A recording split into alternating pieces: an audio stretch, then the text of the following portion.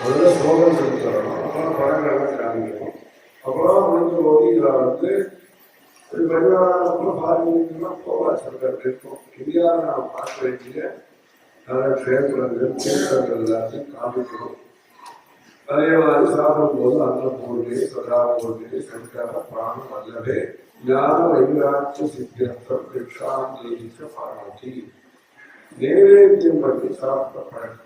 ஆத்துல நாள்கிழமை வெள்ளிக்கிழமை ஞாயிற்றுக்கிழமைகள்லாம் school leave இருக்கிறதுனால அந்த நிறைய நேரம் இது காசு நடக்கும்.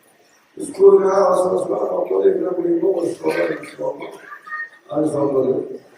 ஸ்கூல் இல்லாதனால லீவா இருக்கிறதுனால நிறைய நாள் அவருக்கு தொழில் ஆயிடுச்சுன்னு சொல்றது. கோசாலை ஆயிடுச்சு காமிக்கிறது. அதுக்கு ஒரு ஸ்கீம் வச்சிருக்கு.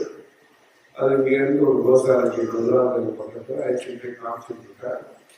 அந்த கோசேவை பண்ணுறது 2 மணி நேரம் 3 மணி நேரம் அந்த கோசாலையிலிருந்து விவசாயம்னா என்ன தெரிஞ்சுக்கிறது, செடி கொடினா என்ன மெட்ராஸில் ரொம்ப தெரிஞ்சுக்க முடியாது. அந்த மாதிரி விஷயங்கள்லாம் ரூரல் ஏரியாஸ்க்கு போய் ஆர்கிடெக்சர்னா என்ன, டெம்பிள் ஆர்கிடெக்சர்னா என்ன, பூ செடி கொடி பசுமாடுகள் அது எல்லாத்தையும் தெரிஞ்சுட்டு இப்போ ஃப்ரெண்ட்லி இதெல்லாம் சொல்றாங்க. அதெல்லாம் தெரிஞ்சுக்கணும்.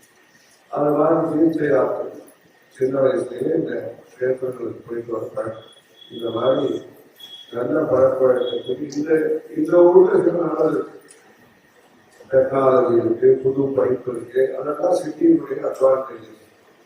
அதே சமயத்தில் ரூரல் ஏரியா நாம தெரிஞ்சுக்கிறது நல்ல விஷயங்கள், நல்ல காசு, நல்ல வெளிச்சம், நல்ல க்ஷேத்திரங்கள், கோவில்கள், அழகான கோவில்கள் இதெல்லாம் விவசாயம் சாப்பாடுக்கெல்லாம் அங்கேருந்து நல்ல விதமாக அந்த கெமிக்கல் வேற இதெல்லாம் உபயோகப்படுத்தாத இயற்கை விவசாயம் இதெல்லாம் கிராமங்கள் இருக்கு.